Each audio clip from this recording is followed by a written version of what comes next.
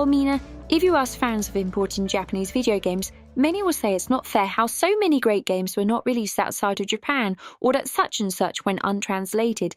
But the opposite, of course, happened, even when the game was developed in Japan but never saw the light of day in its domestic market. One such game that fits that bill is today's game, Ninja Copp or Ninja 5, as it was in North America. Released in 2003, this title was developed under Hudson Soft's expanded operation after Konami invested heavily in the company, but before they took it over completely. At the time, it was a title that didn't set the market alight, but has gone on to be something of a cult classic. Ninja Copp initially features 2 difficulty levels, easy and normal, and on completing the normal difficulty, the hard mode is unlocked. There is also a time trial mode available for each stage that you have previously completed in the game. The easy mode contains the first 3 missions, but to truly complete the game and see all 5 missions, you need to tackle it in normal mode or indeed hard mode.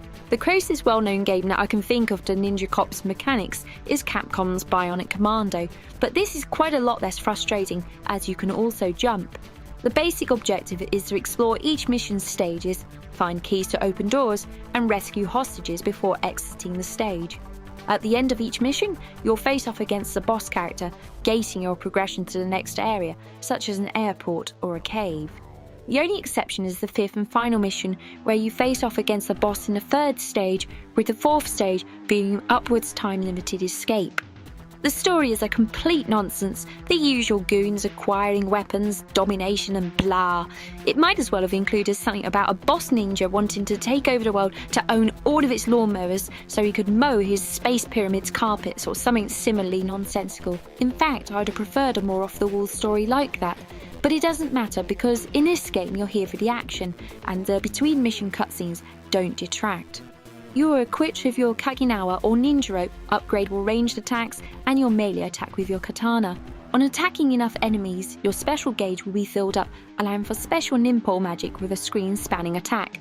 With all of these at your disposal as well as your slide, there is a beautiful flow to this game. Throughout stages, enemy goons will patrol with a distinctive pattern, and some have taken hostages who need to be rescued with great care.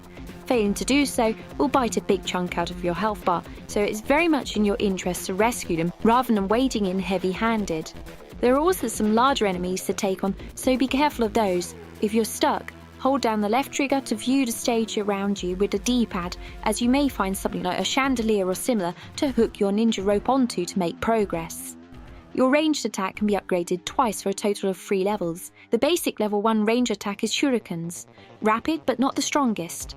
Level 2 is a spread fire attack, which can sometimes be the most useful ranged attack.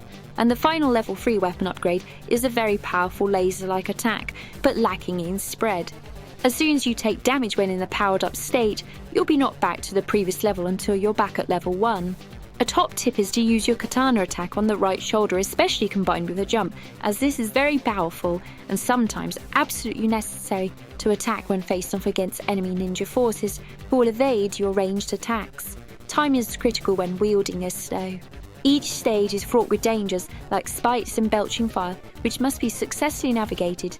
If you use your ninpole magic by pressing both A and B when it is not fully charged, you'll get a short invincibility period instead, which in the later stages of this game is seemingly essential to get through. I love all of the strategy in juggling all of these abilities as it adds a richness to the gameplay with all its platforming and navigation. Gameplay itself is smooth and solid with no sense of slowdown, though the katana takes a moment to become available again after an attack, giving an initial impression of unresponsiveness, but you soon realise that's the trailer for its power. It's a fairly tough game in parts and certainly can't be beaten with brute force alone. Some skill in navigating areas, timing and observing enemy patterns is required. I really enjoyed the final stage against the clock, as it really put all the skills that you will have developed to the test, and it was a fitting finale to a game that I had a lot of fun with.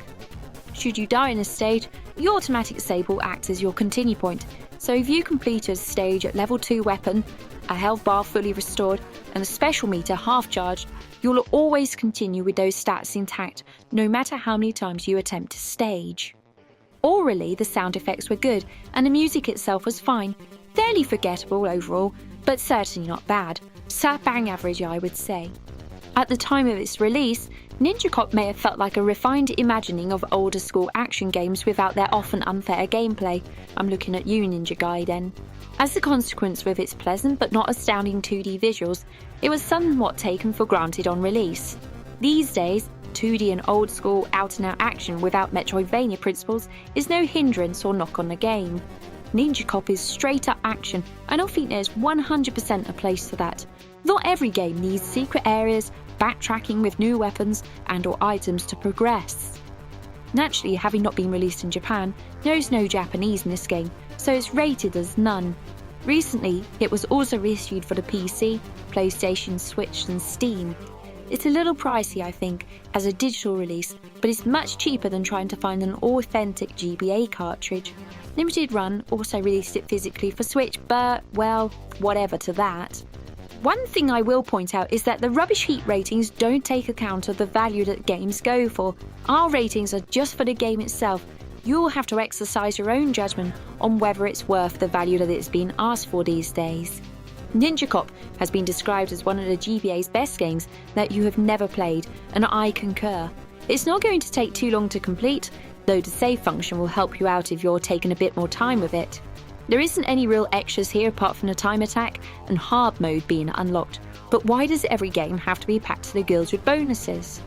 Rating this game, I can easily award it a Rubbish Heap 4-star rating of great. It's very solidly designed, and the moment-to-moment gameplay is great fun. In my review last week of Slime Mori Mori, I forgot to mention that had it been a game for the Super Famicom, it would have been so much more highly lauded these days. But because it was a GBA game, it's got a bit overlooked like so many handheld games do. Ninja Cop is the same. This would be an all-time banger if it was on the Super Nintendo. It's certainly light years ahead of the Ninja Gaiden trilogy Tecmo foisted onto the system, that's for sure. I feel like I don't have enough fancy words for this one. Maybe that's because this was a straight-up, solid action game that I had a great time playing. And if this is a genre that is one of your go-tos, don't cop out on this one. As always, like, subscribe and all of that shit, and also check out this rad Rubbish Heap merch, available worldwide on Redbubble and Amazon. See the links below for how to purchase. I've been Saki Endo, and this has been a Rubbish Heap. Ja ne ne!